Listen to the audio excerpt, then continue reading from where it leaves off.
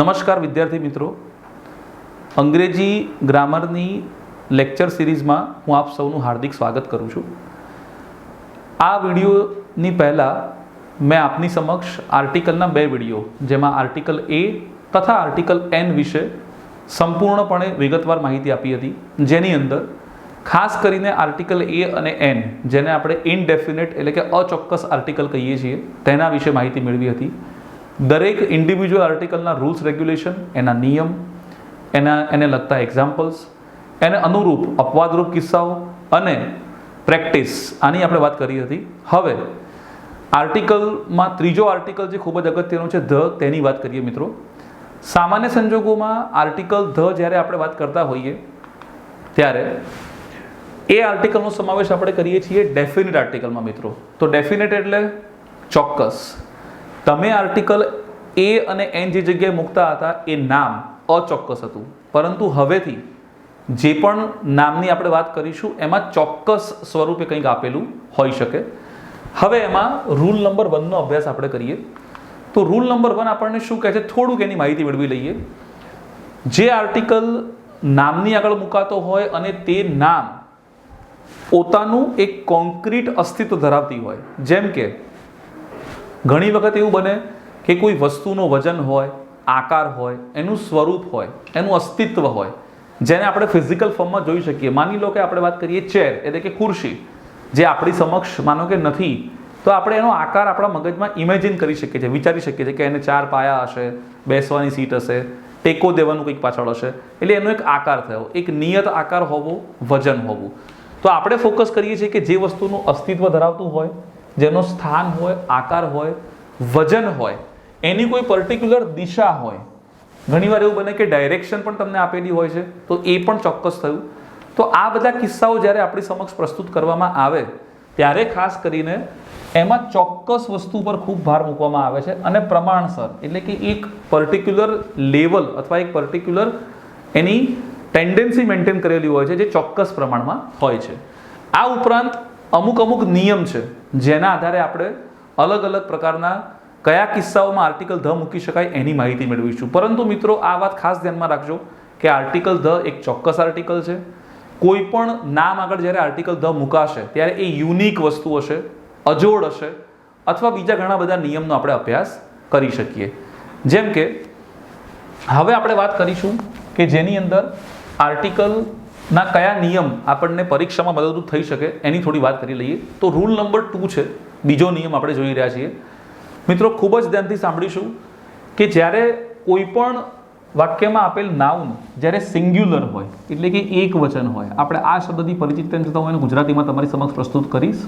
Countable હોય એટલે કે ગણી શકાય તેવું હોય, ગણી શકાય તેવું, કાઉન્ટ ઉપરથી ગણવું, અને નાઉન એટલે નામ. તો આપણને વાક્યમાં આપેલું નામ એક વચનવાળું હોય, ગણી શકાય તેવું હોય, અને એનો જ્યારે પ્રથમ વખત ઉલ્લેખ કરવામાં આવે, માની લો કે વાક્ય 2 પેટા વાક્યનું બનેલું છે, સબ સેન્ટેન્સીસ 2 આપેલા છે, 2 પેટા વાક્ય છે. પહેલું વાક્ય પૂર્ણ વિરામ, બીજું વાક્ય. તો પહેલા વાક્યમાં જ્યારે નાઉનનો પ્રથમ વખત ઉલ્લેખ થાય પહેલી વાર, ત્યારે સામાન્ય રીતે એમાં આપણે નિયમ પ્રમાણે એ અથવા એન મૂકવાનો છે. તો જે ગૌણ વાક્ય હશે એ ગૌણ વાક્યમાં આપણે પહેલું વાક્ય લઈશું અને એની અંદર પહેલી વાર જ્યારે નાઉનમાં આવશે ત્યારે નિયમ પ્રમાણે આપણે એ અને એન મૂકી શકીશું. આ વાત ધ્યાનમાં રાખીશું.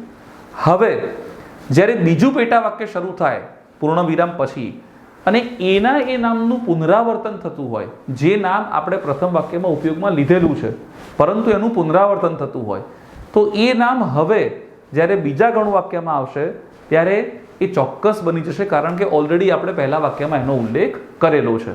તો નિયમ આપણને એવું કહે છે કે પ્રથમ ગૌણ વાક્યમાં જ્યારે કોઈ નામનો પહેલી વખત ઉલ્લેખ થાય તો નિયમ મુજબ એ અને એન મૂકવો, પરંતુ એનું જ્યારે બીજા વાક્યમાં પુનરાવર્તન કરવામાં આવે તો એ નામ ચોક્કસ બને છે અને એની આગળ આર્ટિકલ ધ મૂકવામાં આવે છે.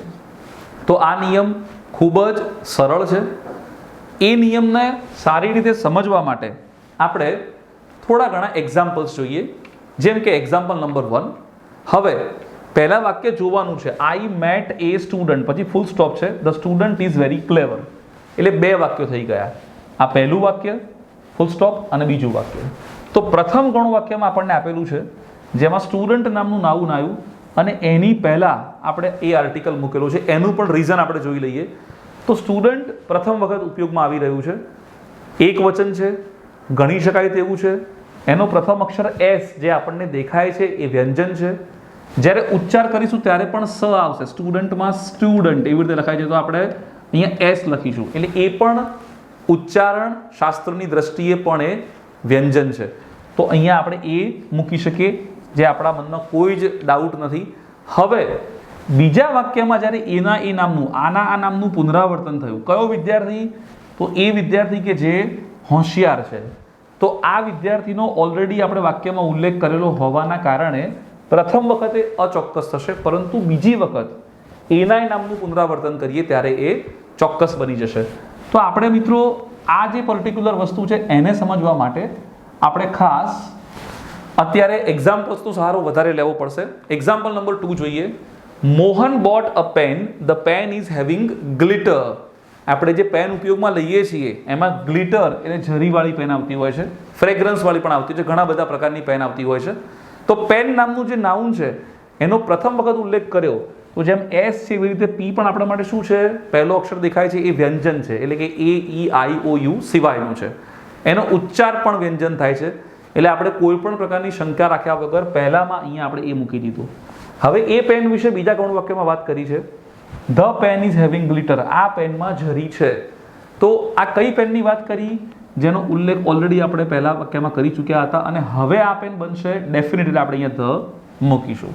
એટલે પ્રથમ ગૌણ વાક્યમાં અચોક્કસ નામની આગળ નિયમ મુજબ એ અને એન મૂકવાનું છે. એ જ નામ જ્યારે બીજા વાક્યમાં પુનરાવર્તન થાય ત્યારે કોઈ પણ પ્રકારના ડાઉટ વગર આપણે અહીંયા એમાં ધ મૂકી શકીએ. હજુ પણ વિદ્યાર્થી મિત્રો ટ્રાય કરીએ કે આપણે હજુ બીજા સારા એક્ઝામ્પલ જોઈએ, જેમાં આપણે એન વાળું એક્ઝામ્પલ જોઈએ. તો I have an umbrella. Umbrella માટે આપણે જોયું કે એ અને એના નિયમના આધારે અમ્બ્રેલામાં યુ નામનો જે અક્ષર છે એ સ્વર છે અને એનો ઉચ્ચાર પણ અ થી થાય છે, એટલે એ પણ સ્વર આવે છે. એટલે બંને રીતે આપણે એમાં એન મૂકી શકીએ. તો પ્રથમ ગૌણ વાક્યમાં એન. હવે એ અમ્બ્રેલા વિશે બીજી માહિતી આપી. The umbrella is big. છત્રી જે છે એ બહુ જ મોટી છે, એની સાઇઝની વાત કરી. તો આ નામનું ઓલરેડી પુનરાવર્તન થઈ રહ્યું છે, જે એકવાર અહીંયા આવી ચૂક્યું છે. એટલે ફરીથી ઉલ્લેખ કરવો હોય ત્યારે આપણે એમાં આર્ટિકલ ધ મૂકવાનો છે. મિત્રો પરીક્ષામાં જ્યારે મલ્ટિપલ ખાલી જગ્યાઓ પૂછાય, જેમ કે એક ખાલી જગ્યા અને બીજી ખાલી જગ્યા, તો આવું કોઈ કોમ્બિનેશન જ્યારે આપણને આપેલું હોય ત્યારે આપણે ખાસ કરીને આ વસ્તુનું આપણે ધ્યાન રાખવાનું છે. હવે આવા એક્ઝામ્પલ્સ જ્યારે પૂછાય તો એની વધારે પડતી પ્રેક્ટિસ જ આપણને યુઝફુલ થવાની છે. તો કદાચ એવું બને કે બીજા જે વધારાના નિયમ છે એ પણ આપણને ખૂબ જ ઉપયોગી બનશે. તો એવા જ એક પર્ટિક્યુલર નિયમનો સહારો લઈએ, જેમ કે રૂલ નંબર 3, ત્રીજા નંબરનો નિયમ. આર્ટિકલ ધની વાત કરી રહ્યા છીએ. પહેલા 2 નિયમનો આપણે ઉપયોગ જોયો. હવે રૂલ નંબર 3ની વાત કરીએ મિત્રો. તો રૂલ નંબર 3માં આપણે ઘણા સમયથી ડિગ્રીનો અભ્યાસ કરી રહ્યા છીએ. અંગ્રેજી ગ્રામરમાં જે 3 પિલર્સ ઓફ ઇંગ્લિશ ગ્રામર કહીએ એમાં ડિગ્રી ખૂબ જ સિગ્નિફિકન્ટ, ખૂબ જ મહત્વપૂર્ણ એનો રોલ છે. તો એમાં 3 પ્રકારની ડિગ્રીનો આપણે અભ્યાસ કરેલો છે. પોઝિટિવ, બીજી આવે છે કમ્પેરેટિવ, અને ત્રીજી મિત્રો આવે છે સુપરલેટિવ. તો અત્યારે હાલ આપણા માટે મહત્વનું છે સુપરલેટિવ ડિગ્રી, જેનો અહીંયા ઉલ્લેખ આપણે કરેલો છે. તો થોડું ઘણું એના વિશે પણ બેઝિક માહિતી મેળવીએ. માનો કે થોડું ઘણું સારું છે એના માટે ગુડ વાપરીએ, જે પોઝિટિવમાં આવે. અહીંયા આપણે વાપરીશું બેટર, એટલે થોડું વધારે સારું, અને ઉત્તમ એના માટે વાપરીએ છીએ બેસ્ટ. એટલે આપણને એટલું તો આપણને ધ્યાન છે કે આપણે આ પોઝિટિવ ફોર્મ છે, ER વાળું ફોર્મ એ કમ્પેરેટિવ છે, અને EST વાળું ફોર્મ એ સુપરલેટિવ છે. હવે દરેક વખતે EST લાગવું જરૂરી નથી. એટલે ઘણી વખત સુપરલેટિવ વાળા ફોર્મમાં આપણને મોસ્ટ વાળા શબ્દો પણ મળી રહેશે. અત્યારે આપણું ફોકસ છે સુપરલેટિવમાં. તો નિયમ એવું કહે છે કે સુપરલેટિવ ડિગ્રીનો જ્યારે વાક્યમાં ઉપયોગ થાય ત્યારે તે પર્ટિક્યુલર સુપરલેટિવ ફોર્મ જે બનતું હોય EST વાળું અથવા મોસ્ટ વાળું, તો એની પહેલા આપણે આર્ટિકલ ધ મૂકવાનો છે. હવે આ ડિગ્રીના જેટલા પણ એક્ઝામ્પલ છે એ બધા એક્ઝામ્પલ જ્યારે આપણે જોવા હોય તો ડિગ્રી જ્યારે ટોપિક જોઈશું ત્યારે તો જોઈશું જ, પણ અત્યારે હાલ આપણે આર્ટિકલ ધ ડિગ્રીમાં કેવી રીતે મૂકો એના વિશે માહિતી મેળવીએ. For example, he is the tallest boy. અહીંયા ટોલેસ્ટ નામનું જે પર્ટિક્યુલર નામ છે એ એકચ્યુઅલી હતું ટોલ પોઝિટિવ ડિગ્રીમાં, પછી થયું ટોલર અને પછી બની ગયું ટોલેસ્ટ. તો આ જે ફોર્મ છે એ સુપરલેટિવ થયું અને એની પહેલા આપણે આર્ટિકલ ધ મૂકી શકીએ. તો અત્યારે હાલ આપણું મિત્રો કામ એ છે કે આપણે સુપરલેટિવ ફોર્મ જે પરીક્ષામાં આપણને ખાલી જગ્યાના માધ્યમથી પૂછાય છે એ પહેલાં આઈડેન્ટિફાઈ કરીએ, એને ઓળખીએ અને જ્યારે આપણને ખ્યાલ આવે કે એ સુપરલેટિવ ફોર્મ છે તો આપણે 100% એની આગળ આર્ટિકલ ધ મૂકી શકીએ છીએ. હવે એવો પ્રયત્ન કરીએ કે બીજા એક્ઝામ્પલ્સ જોઈએ જેમાં કદાચ આપણને કંઈક નવું જાણવા મળે. Mister Shah is the oldest person in our society. Mister Shah અમારી સોસાયટીના સૌથી ઘરડામાં ઘરડા વ્યક્તિ છે. તો અહીંયા આપણને આપેલું જે ફોર્મ છે ઓલ્ડેસ્ટ, એમાં EST આવે છે અને એની પહેલાં આપણે આર્ટિકલ ધ મૂકી શકીએ. આ જે રાઉન્ડ કરી રહ્યો છું ત્યાં પરીક્ષામાં ખાલી જગ્યા હશે અને આપણને આપવામાં આવતી choice MCQ બેઝડમાં A, N, the અને નન એવું આપેલું હશે. તો અત્યારે હાલ નિયમ મુજબ આપણે આર્ટિકલ ધની પસંદગી કરી શકીએ. હવે આપણે વાત કરીએ મિત્રો ત્રીજા પર્ટિક્યુલર એક્ઝામ્પલની. Vikram is the most powerful politician. Vikram એ સૌથી શક્તિશાળી રાજકીય નેતા છે. તો અત્યારે હાલ પાવરફુલ નામનો જે શબ્દ છે એની પહેલાં હું જ્યારે મોસ્ટ મૂકીશ ત્યારે જ એનું સુપરલેટિવ ફોર્મ બનશે. અહીંયા EST વાળું ફોર્મ પોસિબલ નથી. અમુક શબ્દો જેવા કે પાવરફુલ, બ્યુટીફુલ અને ઘણા બધા જેનું EST ફોર્મ શક્ય નથી, એમાં આપણે મોસ્ટ નામના શબ્દથી પણ એનું સુપરલેટિવ ફોર્મ બનાવી શકીએ છીએ. તો જ્યારે EST વાળો શબ્દ આવે ત્યારે તો ધ્યાનમાં રાખવાનું જ છે. આ ઉપરાંત જ્યારે મોસ્ટ શબ્દ જ્યારે આપણે વાંચીએ અથવા પરીક્ષામાં જોઈએ તો એ સુપરલેટિવ ફોર્મ છે અને એ સુપરલેટિવની આગળ આપણે અહીંયા આર્ટિકલ ધ મૂકવાનું છે. એટલે પહેલો EST વાળો શબ્દ આવ્યો, એના પછી આવ્યો મોસ્ટ. તો આ બે શબ્દો આપણને થોડું સૂચન કરશે કે આ સુપરલેટિવ ડિગ્રી છે અને આની અંદર આપણે આર્ટિકલ ધ મૂકવાનું છે. હવે કદાચ એક્ઝામ્પલ જ એક એવું માધ્યમ છે જેના આધારે આપણે આગળ વધી શકીએ. She gave him the most precious gift of life. હવે અહીંયા ઇઝીલી આઈડેન્ટિફાઈ થઈ જશે કે પ્રેશિયસ નામનો જે શબ્દ છે એમાં EST ફોર્મ મૂકવું શક્ય નથી. પ્રેશિયસ એટલે વધારે પડતું મૂલ્યવાન, અમૂલ્ય હોય તેવું. ગુજરાતી કરીએ તો તેણે આ વ્યક્તિને એના જિંદગીની સૌથી ઉત્તમ, સૌથી અમૂલ્ય ભેટ આપી. રાઈટ, ગેવ એટલે આપવું.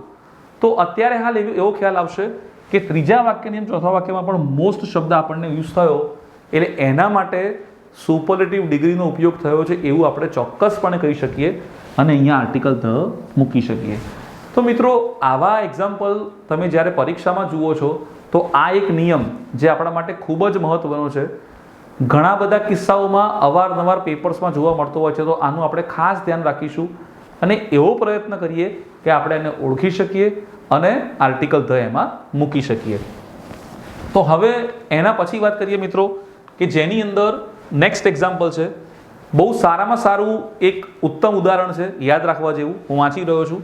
The most difficult phase of life gives us the best outcome. Gujarati કરીએ પહેલા વાક્યનો અર્થ સમજીએ. The most difficult phase of life, આપણી જિંદગીનો સૌથી ડિફિકલ્ટ ફેઝ એટલે કે સૌથી મુશ્કેલી ભર્યો સમય આપણને સૌથી ઉત્તમ ફળ આપે છે. એટલે કહેવત છે. સૌથી પહેલી તો આ વાક્યમાં બે જગ્યાએ તમને આર્ટિકલ ધ જોવા મળે છે. એક તો અહીંયા અને એક જોવા મળે છે અહીંયા. એટલે વાક્ય મૂકવા પાછળનો મારો આશય એ જ છે કે તમને એક જ વાક્યમાં બે આર્ટિકલ, બે એક સરખા એટલે A અને N પણ હોય, A અને ધ પણ હોય, બે A પણ હોય, બે ધ પણ હોય. આ એક્ઝામ્પલ તમને થોડું એમાં હેલ્પફુલ થશે. તો બંનેમાં ધારો કે ડિફિકલ્ટ શબ્દ તો એમાં ડિફિકલ્ટેસ્ટ એવું પોસિબલ નથી, એમાં મોસ્ટ ડિફિકલ્ટ થાય.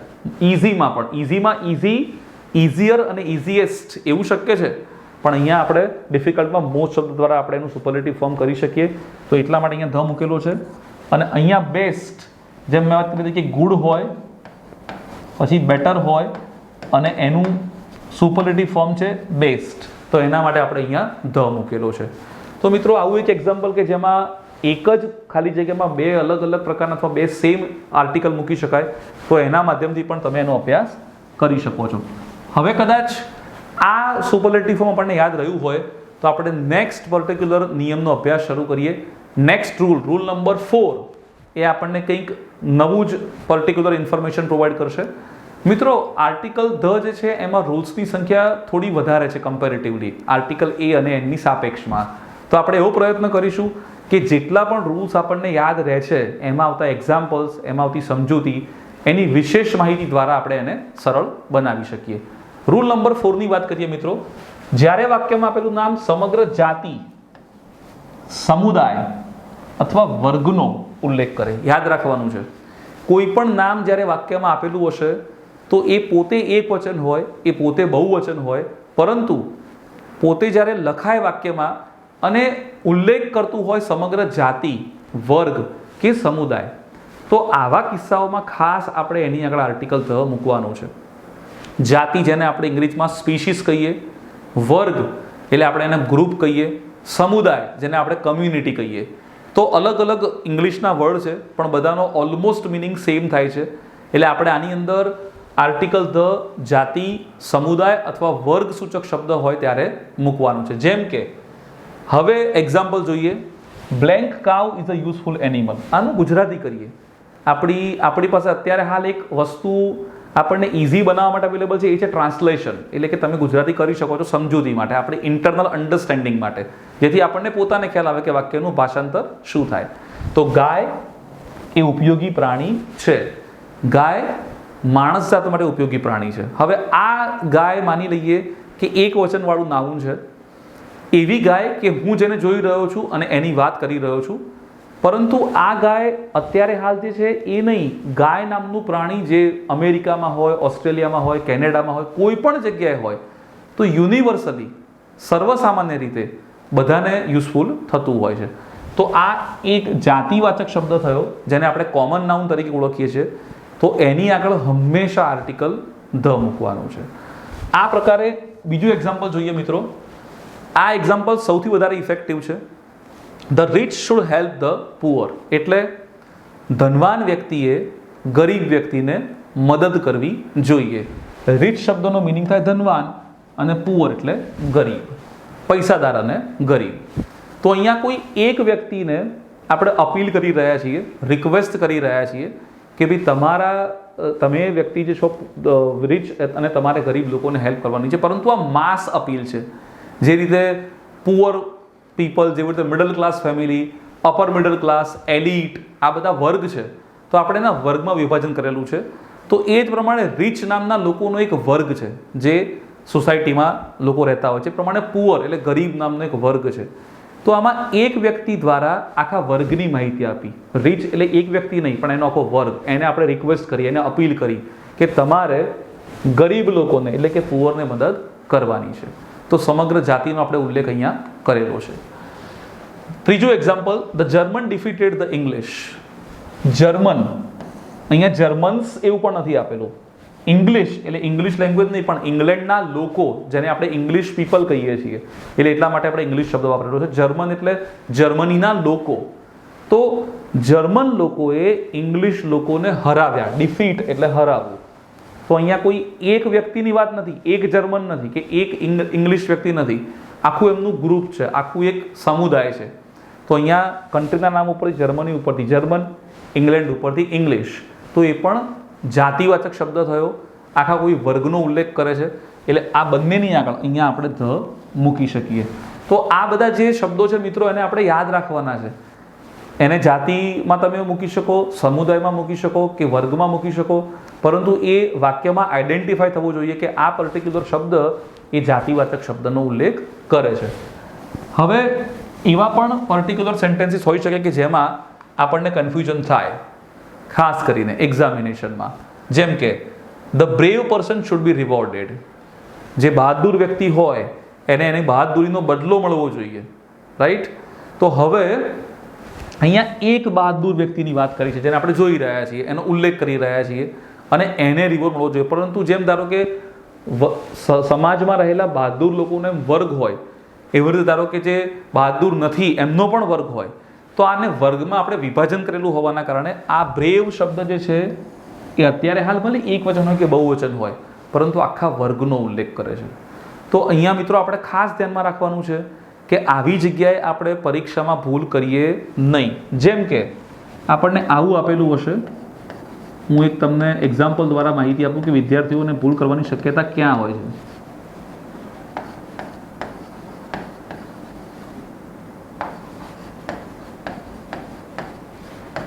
એક્ઝામ્પલ એવું છે કે જેની અંદર blank intellectual person always suffers.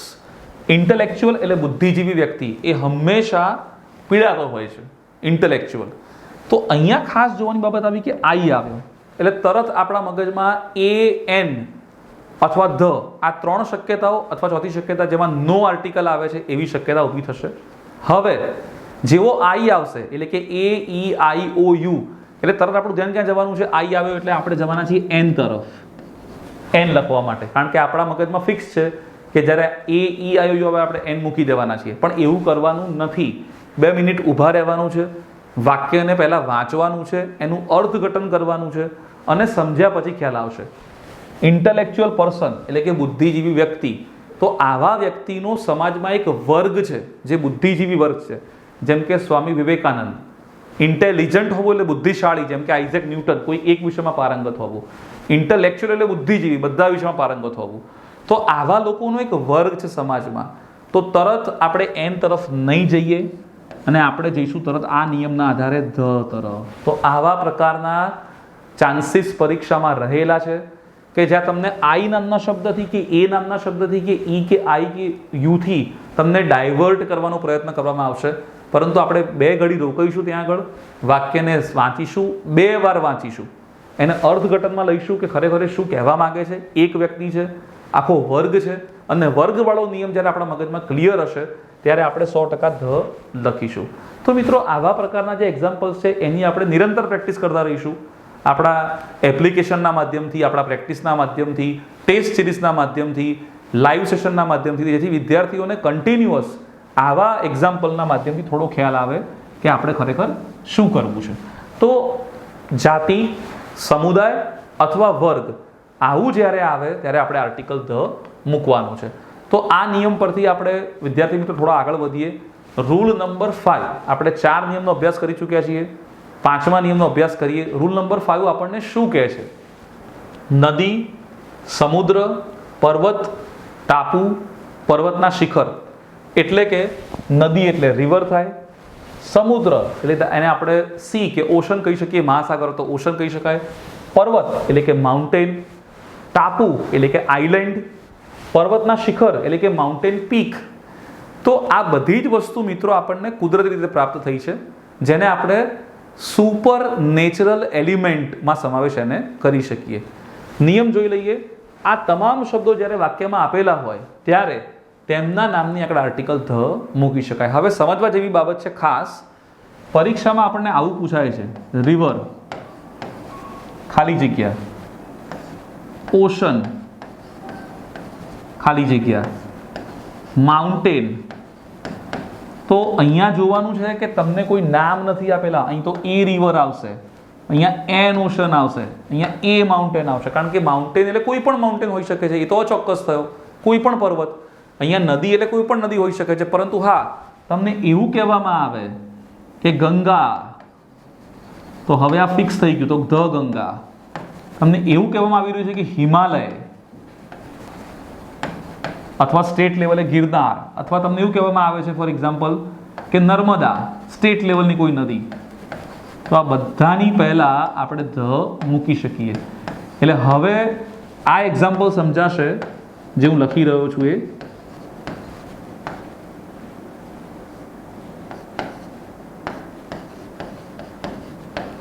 આ એક્ઝામ્પલ તરત ખ્યાલ આવી જશે. Blank Ganga is blank Holi river. તો ગંગા નામ ફિક્સ છે એટલે અહીંયા ધ મૂકીશું અને અહીંયા એ મૂકીશું, એટલે કોઈ કન્ફ્યુઝન રહે નહીં. માત્ર કોઈ રિવર લખ્યું હોય તો એ, માત્ર માઉન્ટેન હોય તો એ, ઓશન તો નિયમ પ્રમાણે એન, પણ નામ સાથે આપેલું હોય તો આપણે ધ લખીશું. તો આ બધી જ વસ્તુઓનું વિદ્યાર્થી મિત્રો ખાસ ધ્યાનમાં રાખવાની છે.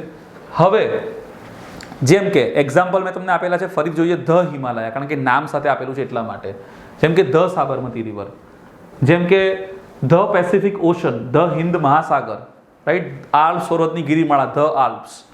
પછી એ જ પ્રમાણે ગંગા, એ જ પ્રમાણે આલ્પ્સ. તો ઘણા બધા એવા તમે નામ સજેસ્ટ કરી શકો. હવે માનો કે ઝાડ હોય, નદી હોય, પર્વત હોય, આ બધા એલિમેન્ટ્સ આપણને નેચરલી પ્રાપ્ત થયેલા છે, તો આના નામ સાથે આપેલા હોય તો આપણે એમાં આર્ટિકલ ધ મૂકી શકીએ.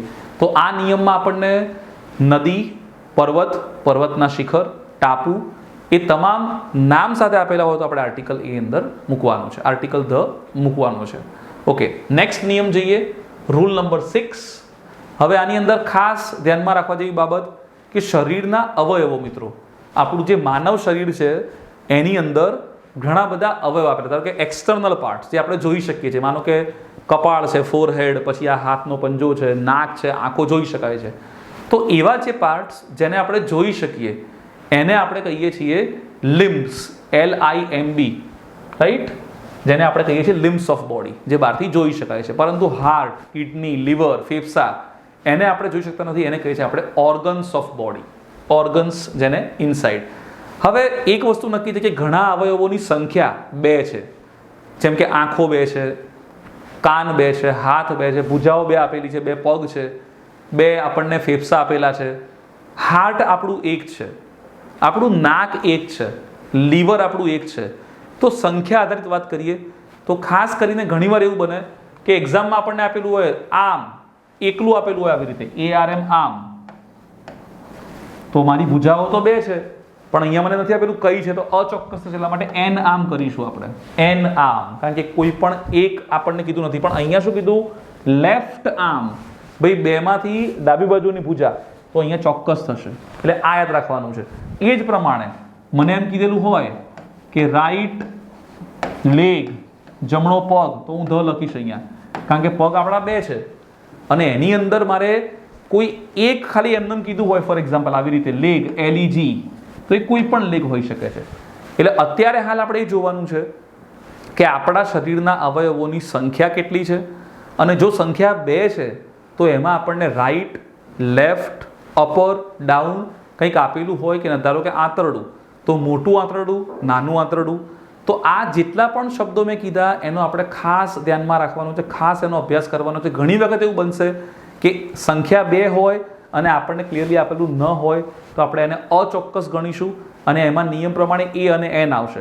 માની લઈએ કે આપણને આવું કીધેલું હોય લીવર, તો એ તો એક જ છે, તો વિચારવાની કોઈ જરૂર છે જ નહીં, એમાં આપણે ધ તરત મૂકી શકીએ.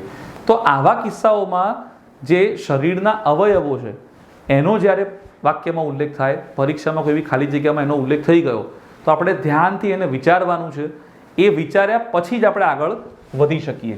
હવે એમાં આવતા બીજા એક્ઝામ્પલ જોઈએ જેના કારણે ખ્યાલ આવશે કે આ જે એક્ઝામ્પલ છે એની અંદર આપણે કયા કયા પર્ટિક્યુલર શરીરના અવયવોની વાત આપણે કરી શકીએ. માનો કે નોઝ, NOSE, નોઝ, તો આપણું નોઝ એક જ છે, એનું સ્થાન પણ નક્કી છે.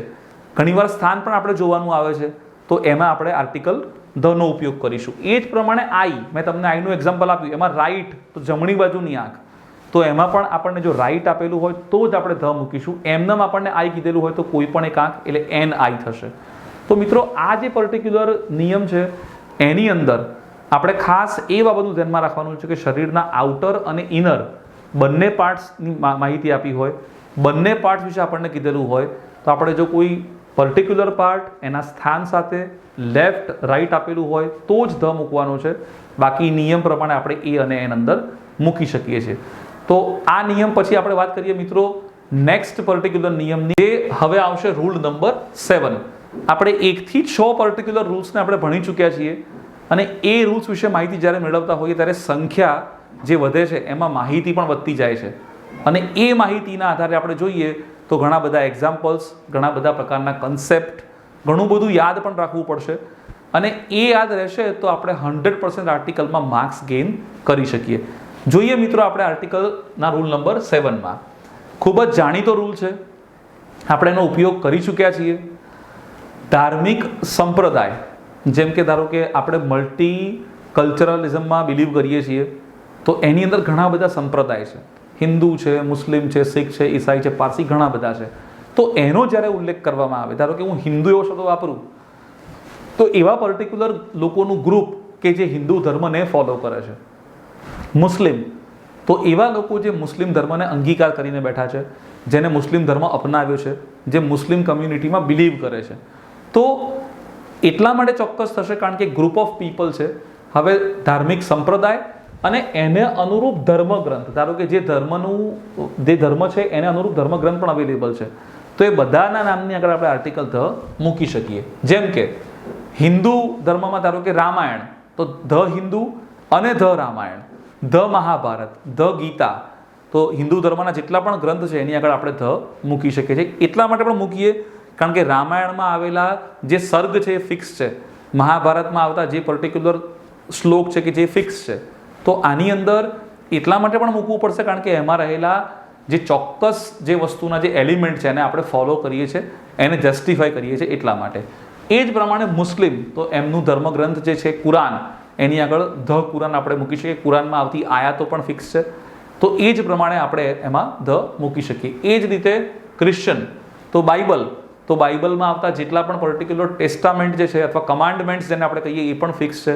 તો ઘણી બધી વસ્તુ ચોક્કસપણે આપણે કહી શકીએ છીએ, એટલા માટે આને આપણે ડેફિનિટમાં મૂકેલું છે. તો ધર્મને અનુરૂપ ધર્મગ્રંથના જ્યારે વાત કરતા હોઈએ ત્યારે ખાસ કરીને આપણે આની અંદર આનો સમાવેશ કરી શકીએ. આ નિયમ એટલા માટે પણ ઇમ્પોર્ટન્ટ છે કારણ કે ઘણીવાર બ્લેન્ક હિન્દુ એવું પૂછાય તો આપણે ધ હિન્દુ એવું લખી શકીએ, ધ મુસ્લિમ લખી શકીએ, ધ શીખ એવું પણ લખી શકીએ.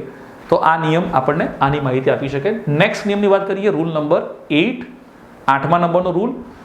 એ રૂલ પ્રમાણે જે વસ્તુનું અસ્તિત્વ દુનિયામાં એક જ હોય, અસ્તિત્વ એક છે, એટલે તમે એને યુનિક કહી શકો છો. યુનિક હોય, યુનિક એટલે ગુજરાતીમાં અજોડ, જેની કોઈ જોડ મળતી ના હોય તેવું, અને જે કુદરતી રીતે પ્રાપ્ત થયેલ હોય, આપણને નેચરલી અવેલેબલ હોય, આપણને કુદરત દ્વારા ઘણી બધી વસ્તુ મળેલી છે જેનું અસ્તિત્વ માનો કે એક જ છે. તો એવા જે સુપર નેચરલ એલિમેન્ટ આપણને જ્યારે પરીક્ષામાં નાઉનના સ્વરૂપે ખાલી જગ્યામાં પૂછાય ત્યારે શું કરવું, તો એવા નામની પહેલાં હંમેશા આર્ટિકલ ધ મૂકવામાં આવે છે. જેમ કે હવે the sun, right, the north. Sun એટલે સૂર્ય, તો સૂર્ય એક જ છે, રાઈટ. આપણને એટલી પણ ખબર છે કે સૂર્ય નિત્યક્રમ પ્રમાણે પૂર્વમાંથી ઉગે છે અને પશ્ચિમમાં આથમે છે. નોર્થ એટલે દિશાની વાત કરી, એ પ્રમાણે ધ મૂન, મૂન એટલે ચંદ્ર, અને સાઉથ એટલે ફરી દિશા આવી. સ્ટાર એટલે કે તારા, વેસ્ટ દિશા વાત કરી. અર્થ એટલે કે પૃથ્વી, અને ઈસ્ટ. એ જ પ્રમાણે પ્લેનેટ પણ જો નામ સાથે આવે તો પ્લેનેટ ધારો કે માર્સ છે, વિનસ છે, નેપચ્યુન છે, જ્યુપિટર છે, યુરેનસ છે, આ બધા નામ આપેલા ત્યારે આપણે ધ અંદર મૂકી શકીએ. તો મિત્રો દિશાઓ યાદ રાખવા માટે આપણે આ પર્ટિક્યુલર શબ્દોનો ઉપયોગ કરી રહ્યા છીએ. એને આપણે ક્રમ ભલે બદલ્યો હોય પણ નોર્થ, ઈસ્ટ, વેસ્ટ અને સાઉથ યાદ રાખવા માટે. હવે આ વાક્ય જ્યારે આ નિયમ જોઈએ પછી આપણે આવું વાક્ય જોઈએ, blank sun rises in blank east. એટલે વાક્યનું ગુજરાતી કરીએ કે સૂર્ય પૂર્વમાંથી ઉગે છે, રાઇઝ એટલે ઉગવું. તો હવે અહીંયા આપણે ધ મૂકી શકીશું, the sun rises in the East. તો આ નિયમના આધારે જ્યારે સૂર્ય, ચંદ્ર, પૃથ્વી, તારા, ગ્રહો, દિશાઓ, ઇવન ત્યાં સુધી કે આપણે તો અહીંયા દિશાઓની વચ્ચેના ખૂણાઓ, ઈશાન, અગ્નિ, નૈઋત્ય, વાયવ્ય, એ પણ આવે કદાચ તો પરીક્ષામાં, તો એમાં પણ ધ મૂકી શકીએ કારણ કે એ પણ ફિક્સ થઈ ગયું, બે દિશાની વચ્ચે આવે છે એટલા માટે. એટલે ફિક્સેશન કરવું, એને ડેફિનિટ કરવું અને એમાં ચોકસાઈ હોવી એટલા માટે તો આપણે આર્ટિકલ ધનો ઉપયોગ કરી રહ્યા છીએ. તો આ જે નિયમ છે એમાં ખાસ કરીને કુદરતી રીતે મળેલા તત્વો છે. આ બધા જ આપણને કુદરતી રીતે પ્રાપ્ત છે. સૂર્ય ઉર્જાનો સૌથી મોટો સ્ત્રોત છે. તો આમાં ખાસ ધ્યાનમાં રાખવાનું છે કે પરીક્ષામાં કોઈ પણ પ્રકારની ભૂલ આપણે કરીએ નહીં. અને જ્યારે પણ આપણે એને યાદ કરીએ તો ધારો કે એમાં વિનસ આવી ગયું તો ધ વિનસ, માર્સ આવ્યું તો ધ માર્સ. તો આવા ગ્રહોના નામ આવે તો પણ આપણે એમાં મૂકી શકીએ છીએ. હવે આ પરીક્ષામાં જ્યારે પૂછાય ત્યારે વિદ્યાર્થી મિત્રો ખાસ કરીને નિયમની સંખ્યા વધતી હોવાના કારણે વધારે પડતું કન્ફ્યુઝન ના થાય એટલે બેટર છે કે આપણે એને શાંતિથી 2 વાર વાંચીએ અને એમાં આવતા એક્ઝામ્પલ્સનો અભ્યાસ કરીએ. તો આ નિયમ પછી આપણે વાત કરીએ મિત્રો નેક્સ્ટ પર્ટિક્યુલર નિયમની. એ જે નેક્સ્ટ પર્ટિક્યુલર નિયમ છે એમાં રૂલ નંબર 9, 9મા નંબરનો નિયમ, જે આપણને થોડો સિમિલર લાગશે પણ થોડીક એમાં નવીનતા પણ છે. આ ઉપરાંત માનવ સર્જિત સ્મારક, જેને આપણે કહીશું ઇંગ્લિશમાં મોન્યુમેન્ટ, આ બે શબ્દો વિશે માહિતી મેળવીએ. અને ઇમારત હોય, ગુજરાતીમાં તમે જેને ઇમારત કહો છો, ઇમારત, એને આપણે કહીશું બિલ્ડિંગ. તો બંનેમાં ડિફરન્સ શું છે? ધારો કે તમે કોઈ એમનેમ મકાન જો છે અને બિલ્ડિંગ કહી શકો, પરંતુ જે પર્ટિક્યુલર બિલ્ડિંગનું એક ઐતિહાસિક મહત્વ હોય, એક હિસ્ટોરિકલ સિગ્નિફિકન્સ હોય, માનો કે તાજમહેલ, ધારો કે તમે એમ કહો ફોર એક્ઝામ્પલ કોઈ પણ પર્ટિક્યુલર એવું કે જેમાં તમે એની સાથે હિસ્ટ્રીને રિલેટ કરી શકો છો, રાઈટ? કુતુબ મિનાર, એ ઘણા બધા. તો આ બે શબ્દોમાં ડિફરન્સ પહેલાં જોઈ લઈએ, એના પછી એનું અસ્તિત્વ દુનિયામાં એક જ હોવું જોઈએ, એટલે કે યુનિક તો પાછું હશે જ. આ શબ્દ અહીંયા ખાસ લાગવું પડશે કે એવું મોન્યુમેન્ટ, એવું સ્મારક કે જેનું અસ્તિત્વ દુનિયામાં એક જ હોય છે અસ્તિત્વ. તો એવા કિસ્સાઓમાં આપણે આર્ટિકલ ધનો ઉપયોગ કરી શકીએ. તો હવે એને અનુરૂપ આપણે એક્ઝામ્પલ જોઈએ મિત્રો. તો સૌથી પહેલાં તાજમહેલ, જે પ્રેમનું સૌથી સારામાં સારું પ્રતીક છે. એવું પોસિબલ નથી કે તાજમહેલ ઇન્ડિયામાં કોઈ જગ્યાએ કોઈ બીજો હોય, વિશ્વમાં કોઈ જગ્યાએ બીજો હોય, એ અજોડ છે. પણ છે કેવો માનવ સર્જિત. આપણે પણ ઘણું બધું કોન્ટ્રીબ્યુશન કર્યું અને એવા ઘણા સ્મારક બનાવે જે યુનિક હોય. એ જ પ્રમાણે અડાલજની સ્ટેપવેલ, રાઈટ? તો એ પણ અહીંયા આપણે એને ઉલ્લેખ કરી શકીએ છીએ. પછી એ સિવાય માનો કે ધ કુતુબ મિનાર, સીદી સૈયદની જાળી, જેને આપણે નેટ ઓફ સીદી સૈયદ કહીએ છીએ. ઘણા બધા, માનો કે બિલ્ડિંગમાં તમે એમ કહો બુર્જ ખલીફા, તો સૌથી ઊંચું બિલ્ડિંગ, ટોલેસ્ટ બિલ્ડિંગ છે. Statue of unity, statue of liberty, ઘણા બધા છે જે માનવ સર્જિત હોવા ઉપરાંત યુનિક છે. અને એનો આપણે વાક્યમાં જ્યારે નાઉનના ફોર્મમાં ઉપયોગ જોઈએ ત્યારે આપણે એને ચોક્કસ કહીએ છીએ. અને અહીંયા આર્ટિકલ ધ મૂકવો ખૂબ જ આવશ્યક છે. થોડા આગળ વધીએ મિત્રો, રૂલ નંબર 9 તરફ. 9 જોયા પછી આપણે વાત કરીએ રૂલ નંબર 10, 10મા નંબરનો નિયમ. નિયમની સંખ્યા વધતી જાય છે એટલે સામે ઇન્ફોર્મેશનનો બલ્ક વધશે. નિયમમાં આવતા પરસેપ્શન એટલે કે જે કન્સેપ્ટ છે એ આપણે યાદ રાખવો પડશે, એક્ઝામ્પલ જોવા પડશે. અને તેમ છતાં પણ એક્સરસાઇઝ તો આપણા માટે છે જ, જેના માધ્યમથી આપણે આ બધા પ્રશ્નોનું નિરાકરણ ઇઝીલી લાવી શકીએ. તો રૂલ નંબર 10 આપણને શું કહે છે? ખાસ યાદ રાખવા જેવી બાબત વિદ્યાર્થી મિત્રો, વાક્યમાં જ્યારે ઓર્ડિનલ નંબર, હવે સમજાવી દઉં, આ ખૂબ જ ઇઝી છે. નંબર બે પ્રકારના આવે છે. એક આવે છે કાર્ડિનલ અને બીજા આવે છે ઓર્ડિનલ. આ આપણે યાદ નથી રાખવાના, પણ તમને યાદ રહી જશે. જેમ કે તમે કાર્ડિનલમાં 1 2 3 4 આવું કહો છો. 1 ને આપણે કહીએ છીએ ફર્સ્ટ, 2 ને કહીએ છીએ સેકન્ડ, અહીંયા આને કહીએ છીએ થર્ડ, એ પ્રમાણે લાસ્ટ, નેક્સ્ટ. તો ખાલી આપણે એનું રૂપ થોડું ચેન્જ કરેલું છે. અહીંયા લખેલા છે ફર્સ્ટ, સેકન્ડ, લાસ્ટ, નેક્સ્ટ, જે અહીંયા મેં મૂક્યા એ જ. તો જ્યારે પર્ટિક્યુલર એક્ઝામિનેશનમાં ખાલી જગ્યાના ફોર્મમાં આવા શબ્દો જેને આપણે ઓર્ડિનલ નંબર કહીએ છીએ, આ આપણે ભૂલી જઈએ. તો એ જ્યારે વપરાય, ફર્સ્ટ આવે, સેકન્ડ આવે, લાસ્ટ આવે, નેક્સ્ટ આવે, તો એની પહેલાં આપણે આર્ટિકલ ધ મૂકવો જરૂરી બનશે. જેમ કે આપણે એવો પ્રયત્ન કરીએ કે એના એક્ઝામ્પલ્સ જોઈએ, જેના કારણે આપણને થોડું ધ્યાનમાં આવે કે આ કેવી રીતે પોસિબલ બનશે, આપણે એને ક્યાં મૂકી શકીશું. માની લો કે પહેલું example, she got the first prize. તો આ ધ, તેને પ્રથમ ઇનામ મળ્યું, ગુજરાતી કરીએ તો. આ ફર્સ્ટ નામનો શબ્દ આવ્યો, એ શું છે અત્યારે હાલ? કાર્ડિનલ નંબરની સામે ઓર્ડિનલ નંબર આપેલો છે, એ છે. એટલે ઓર્ડિનલ નંબર આપણે યાદ રાખવાના છે. ઓર્ડિનલ શબ્દ યાદ રાખો તો ફર્સ્ટ, સેકન્ડ, થર્ડ, આ તો યાદ રહેશે બધાને. આ આપણે રોજબરોજની લાઈફમાં, ડે ટુ ડે લાઈફમાં ઘણી વખત યુઝ કરીએ છીએ કે મને પહેલું ઇનામ મળ્યું, I got the first prize, right? તે રેસમાં બીજી આવી, શી કેમ સેકન્ડ ઇન ધ રેસ. તો આ બધા પર્ટિક્યુલર જે શબ્દો છે આપણી રોજબરોજની લાઈફમાં વણાઈ ગયા છે, આપણે ઉપયોગ કર્યો, આપણને યાદ તો રહી જશે. આ ટાઇટલ કદાચ યાદ ના રહ્યું તો કોઈ ચિંતાનું કારણ નથી. પછી ફર્સ્ટ, સેકન્ડ, થર્ડ જેમ જેમ આવશે આપણે આર્ટિકલ ધ એનો ઉપયોગ કરી શકીએ. એક્ઝામ્પલ થોડા બીજા જોઈએ એટલે આપણને વધારે ખ્યાલ આવે. Mister Shah is standing in the last queue. Mister Shah queue એટલે લાઈનમાં સૌથી છેલ્લે ઊભા છે. લાસ્ટ, લાસ્ટ એટલે સૌથી છેલ્લે. તો આ આપણે યાદ રાખવાનું છે ખાસ કરીને. ફર્સ્ટ, સેકન્ડ, થર્ડ તો ખરું જ, પણ લાસ્ટ અને નેક્સ્ટ શબ્દો પણ આપણે જોઈશું. ત્રીજું example, a doctor said to her assistant. ડોક્ટરે એના આસિસ્ટન્ટને કીધું, send the next patient. Next પેશન્ટને મોકલો. Next, the last, the first. તો જ્યારે જ્યારે પણ આવા શબ્દો આવ્યા અથવા આવી રહ્યા છે કે આવશે, ત્યારે આપણે આર્ટિકલ ધનો ઇરાદાપૂર્વક ઉપયોગ ત્યાં કરવો પડશે. Number next, I found the pen which I received as the first prize in the school competition. મને એવી પેન મળી કે જ્યારે હું સ્કૂલમાં ફર્સ્ટ પ્રાઇઝ જીત્યો ત્યારે મને કોમ્પિટિશનમાં મળી હતી. તો અહીંયા બે જગ્યાએ છે ધ પેન, અહીંયા ખાસ ઇમ્પોર્ટન્ટ છે. કઈ પેન છે આ? કે જે મને સ્કૂલમાં મળી હતી. ઘણીવાર એવું બને કે તમે એકલું એકવાર આવશો તમે એ પેન મૂકી શકો છો. એને સમજાવવા માટે હું એક્ઝામ્પલ આપી રહ્યો છું, પણ પહેલાં આ જોઈ લઈએ. મને એ પેન મળી કે જેની અંદર મને સ્કૂલમાં કોમ્પિટિશનમાં ફર્સ્ટ મળી હતી. એટલે અહીંયા તો ધ અહીંયા મૂક્યું પ્લસ ફર્સ્ટ, એના માટે પણ આપણે મૂકી રહ્યા છીએ. એટલે અહીંયા ફર્સ્ટ પ્રાઇઝ, અહીંયા લાસ્ટ, રાઈટ, પછી એ પ્રમાણે અહીંયા નેક્સ્ટ અને અહીંયા ફર્સ્ટ. તો આવા જે પણ શબ્દો આવી રહ્યા છે એને ખાસ આપણે ધ્યાનમાં રાખીશું, જેને આપણે કહેલા છે ઓર્ડિનલ નંબર્સ.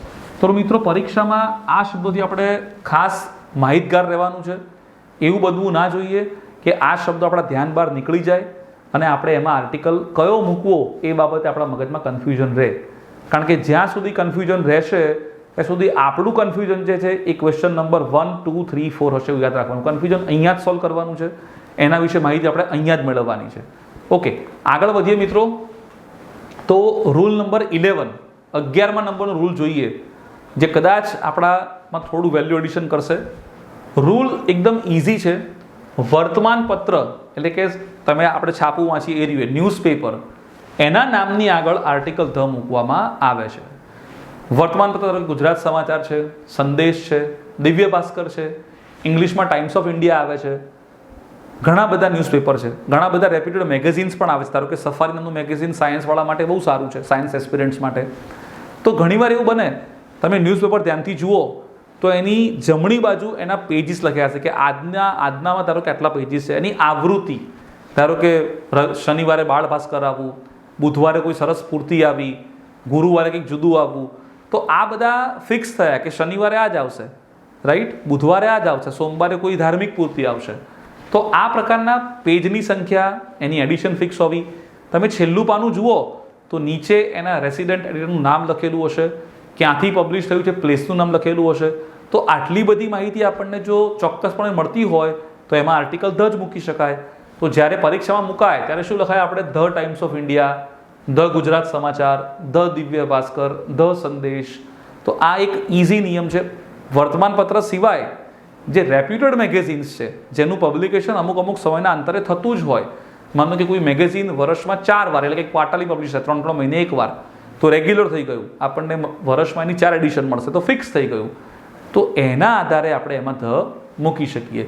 તો વર્તમાન પત્રો તો ખરા જ, પણ જોડે કોઈ સારું મેગેઝિન હોય જે નિયમિત અંતરાલમાં આપણને એની એડિશન્સ પ્રોવાઈડ કરતું હોય તો એમાં પણ આપણે આર્ટિકલ ધ મૂકી શકીએ. એના પછી આગળ વધીએ મિત્રો. તો રૂલ નંબર 12ની વાત કરીએ.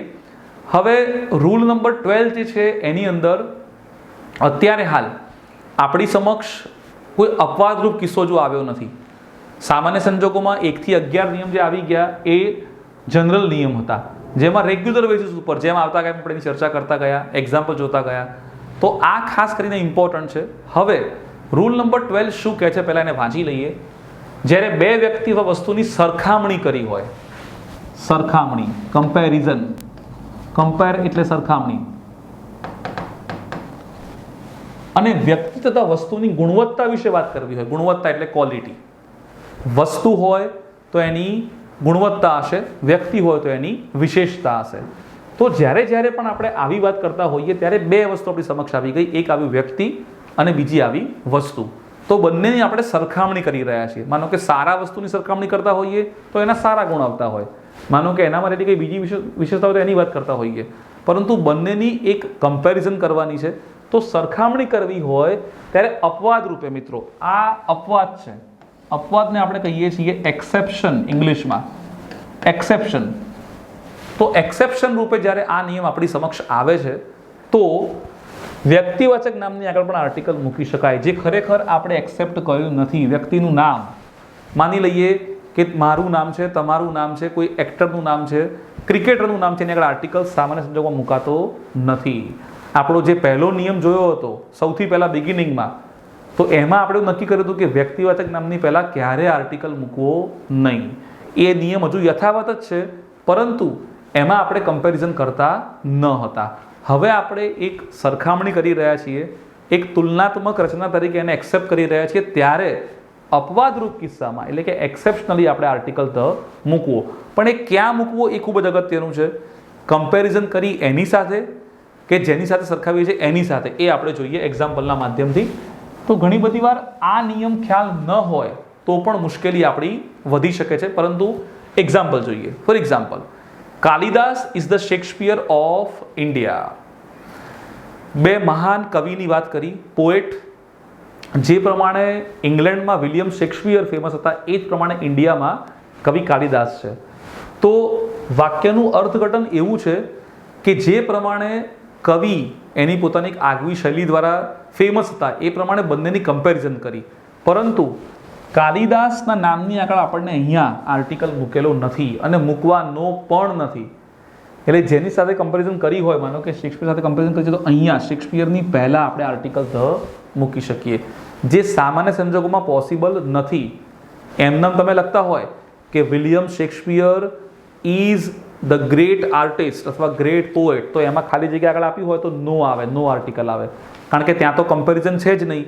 પરંતુ અહીંયા તો એક સરખામણી કરી, તો સરખામણી જેની સાથે થઈ હોય ત્યાં આગળ આર્ટિકલ ધ મૂકવાનું છે. કાલિદાસની પહેલાં આર્ટિકલ ધ મૂકી શકાય નહીં. ખાસ ધ્યાનમાં રાખવાનું છે મિત્રો કે જ્યારે અપવાદરૂપ કિસ્સો આવે ત્યારે જ આ નિયમનો ઉપયોગ આપણે કરીશું.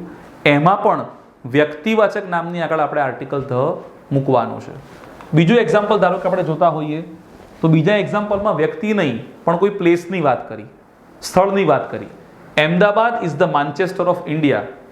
જેમ ધારો કે માન્ચેસ્ટર છે એ હબ ગણાય છે, કોઈ એવો પર્ટિક્યુલર કેપિટલ હબ કે જેની અંદર વ્યાપાર, જેની અંદર ધંધા રોજગાર, એના માટેનું એક મોટું કેપિટલ છે. તો એ જ પ્રમાણે જે માન્ચેસ્ટર ત્યાં છે, એ પ્રમાણે અહીંયા ગુજરાતમાં કે ઇન્ડિયામાં અમદાવાદ જે છે એ વ્યવસાય માટેનું એક હબ ગણાય છે. તો બંનેની કમ્પેરિઝન કરી, જેની સાથે કમ્પેરિઝન થઈ એમાં આપણે માન્ચેસ્ટરની પહેલાં આપણે આર્ટિકલ ધ મૂકેલો છે. અહીંયા એક પ્રશ્ન થાય કે ભૌગોલિક રીતે ફિક્સ હોવાના કારણે આપણે ધ મૂકી શકીએ, પણ તેમ છતાં નિયમને અનુસરીને આપણે ધ અત્યારે મૂકી રહ્યા છીએ. જે પ્રમાણે આપણે કાલિદાસની જગ્યાએ અમદાવાદ છે, એ જ રીતે શેક્સપિયર માટે યુઝ કરેલું છે માન્ચેસ્ટર. તો બેની એક તમે તુલનાત્મક રચના જોઈ શકો છો અને એના આધારે આપણે અહીંયા આ નિયમનો ઉપયોગ કરી શકીએ. હજુ એક એવું એક્ઝામ્પલ જોઈએ જેના આધારે નેગેટિવ કમ્પેરિઝન કરી શકાય. જેમ કે Hitler is the Mussolini of Germany. Hitler જે છે, જે સરમુખત્યાર શાહ હતો, જેને ઓટોક્રેટિક કહીએ છીએ આપણે, તો જે પ્રમાણે બંને વ્યક્તિ, મુસોલિની પણ સેમ કેટેગરીમાં આવે છે, તો બંને જેટલા ક્રૂર હતા, બંને જેટલા ક્રુઅલ હતા, તો એ બંનેની નેગેટિવ કમ્પેરિઝન કરવા માટે આપણે હિટલર આગળ નહીં પણ મુસોલિની માટે કમ્પેર કર્યું, એટલે આપણે અહીંયા ધ મૂકી શકીએ. તો આ જે એક્ઝામ્પલ છે મિત્રો, એ અપવાદરૂપ કિસ્સામાં મૂકી શકાય. અપવાદરૂપ કિસ્સા પરીક્ષામાં 2-3 રેગ્યુલર એક્ઝામ્પલ પછી અમુક ઇન્ટરવલમાં મુકાતા હોય છે. જેમ એ અને એનના પણ અપવાદ કિસ્સા છે, એવી રીતે ધમાં પણ અપવાદરૂપ કિસ્સાઓ હોય છે, જેમાં નિયમથી થોડા ડાયવર્ટ થઈને, થોડા ઓફ ધ ટ્રેક વિચારીને અમુક એક્ઝામ્પલ બનાવાતા હોય છે, જેના માધ્યમથી કદાચ સ્કોર જે છે એમાં થોડીક બ્રેક વાગે, કંઈક નવું આવે, કંઈક યુનિક આવે, કંઈક નોવેલ આવે, એવો પ્રયત્ન થયેલો હોય છે. હવે આ જે નિયમ છે એના આધારે આપણે બીજા 2 અલગ અલગ પ્રકારના પેટા નિયમ જોઈએ, જેના આધારે હજુ પણ કંઈક કચાશ રહી ગઈ હોય, હજુ પણ કંઈક ક્વેરી રહી ગઈ હોય તો એ જતી રહેશે. ફોર એક્ઝામ્પલ, આપણે આ 2 એક્ઝામ્પલનો અભ્યાસ કરીએ, જે બહુ જ સચોટ એક્ઝામ્પલ છે અને જેના આધારે આર્ટિકલમાં થોડી ઘણી ક્વેરી પણ આપણે દૂર કરી શકીએ. પહેલું છે કોલ ખાલી જગ્યા સ્ટુડન્ટ. બીજું એક્ઝામ્પલ છે કોલ ખાલી જગ્યા સ્ટુડન્ટ સ્ટેન્ડિંગ આઉટસાઇડ. મિત્રો આ એક્ઝામ્પલ એટલા માટે પ્રસ્તુત કરે કે તમને થોડો ઘણો પણ કદાચ ખ્યાલ હોય તો એ એન ધનો અભ્યાસ કર્યા પછી આ એક્ઝામ્પલ આપણને ખૂબ જ સાબિત થશે કે આપણા માટે એની અન્ડરસ્ટેન્ડિંગ લેવલ ક્લિયર હશે. ગુજરાતી કરીએ, કોલ ખાલી જગ્યા સ્ટુડન્ટ, વિદ્યાર્થીને બોલાવો. હવે આપણને આપેલું નામ એક વચન છે, ગણી શકાય તેવું છે. પહેલો અક્ષર આપણા માટે વ્યંજન છે, ઉચ્ચાર પણ વ્યંજન છે, અને કોઈ પણ સ્ટુડન્ટને બોલાવવાની વાત છે, એટલે અહીંયા તો કોઈ પણ ડાઉટ વગર આપણે એ મૂકી દીધું, કોઈ પણ વિદ્યાર્થી છે.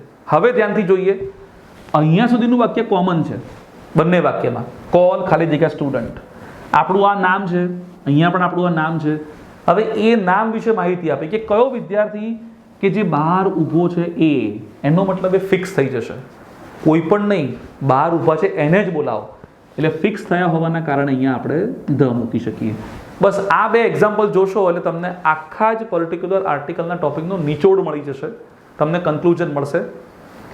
આમાં એવું સમજાવવાનો પ્રયત્ન કર્યો છે કે નાઉન સેમ હોય પણ નાઉન વિશે મળતી માહિતી જો સ્પેસિફિક હોય તો એમાં આપણે 100% એના વિશે ચોક્કસપણે ડેફિનેટ કેટેગરી ક્રિએટ કરી શકીએ છીએ અને એ કેટેગરીમાં આપણે આર્ટિકલ ધ મૂકી શકીએ છીએ. હવે મિત્રો બીજું એક example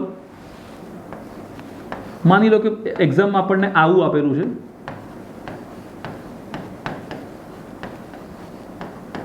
the blank fan is not working properly. આ રીતનું એક્ઝામ્પલ પરીક્ષામાં આપણને આપેલું છે. ખાલી જગ્યા fan is not working properly, પંખો સારી રીતે કામ કરતો નથી, પંખો બંધ છે. ઇન શોર્ટ તો અહીંયા કયા ફેનની વાત કરી છે? માનો કે કોઈનું ઘર હોય અને આપણે જઈએ તો 1 2 3 4 બેડરૂમનો પંખો એવું કીધું નથી, રસોડાનો પંખો નથી કીધું, તો અહીંયા આપણે એ મૂકીશું. હવે આ નાઉનમાં થોડોક ચેન્જ કરી દઈએ, blank fan in this room is working એવું લખી દઈએ. તો હવે એ ફેન કે જે આ રૂમમાં છે એનો મતલબ ફિક્સ થઈ ગયો, તો એમાં આપણે મૂકીશું ધ. તો અહીંયા મિત્રો ખાસ એ જોવાનું છે કે નાઉનને આપણે ક્વોલિફાઈ કરી રહ્યા છીએ. જેમ જેમ નાઉન તમારું ક્વોલિફાઈ થતું જાય એના વિશે મળતી માહિતી ચોક્કસ બનતી જાય. અહીંયા તો કોઈ પણ પંખો છે, અહીંયા એવો પંખો જેના વિશે તમે ચોક્કસપણે માહિતી આપી રહ્યા છો એની વાત કરી છે. તો આવા એક્ઝામ્પલ જે આપણે પ્રેક્ટિકલી આપણને હેલ્પફુલ થવાના છે એ 100% આર્ટિકલ એ એન્ડ ધ એના હવે દુનિયાના કોઈ પણ ખૂણામાંથી આપણને પૂછવામાં આવે તો આપણે આ નિયમને સ્ટિક ટુ રહીશું અને એના સિવાય જેટલા પણ અપવાદરૂપ કિસ્સાઓ આપણને આપવામાં આવેલા છે તેનાથી આપણે માહિતગાર રહીશું. તો કદાચ આર્ટિકલ એ એન અને ધ એમાં પડતી તમામ મુશ્કેલી માટે આપણે તૈયાર રહીએ. અને બીજું કે આર્ટિકલમાં જે બેઝિક કન્સેપ્ટ છે, જ્યારે જ્યારે પણ આપણે એનો અભ્યાસ કરવાનો શરૂ કરીએ ત્યારે નિયમ, એને અનુરૂપ એક્ઝામ્પલ્સ, એ નિયમમાં આવતા અપવાદરૂપ કિસ્સાઓ, કોઈ પર્ટિક્યુલર થિયરી અથવા કોઈ કન્સેપ્ટ જે સજેસ્ટ કરવામાં આવ્યો હોય એની જ્યારે માહિતી મેળવીએ તો આ બધા જ નિયમ આપણને એવી રીતે હેલ્પફુલ થશે કે સ્પર્ધાત્મક પરીક્ષાઓમાં આ જે ટોપિક છે આર્ટિકલ, તેમાંથી આપણને 100% સ્કોરિંગ આપણને મળવો જોઈએ. તો કદાચ આ જે નિયમની સિરીઝ બતાવી છેલ્લું જે છે અપવાદરૂપ કિસ્સો એ આપણે ખાસ જોઈ લઈશું.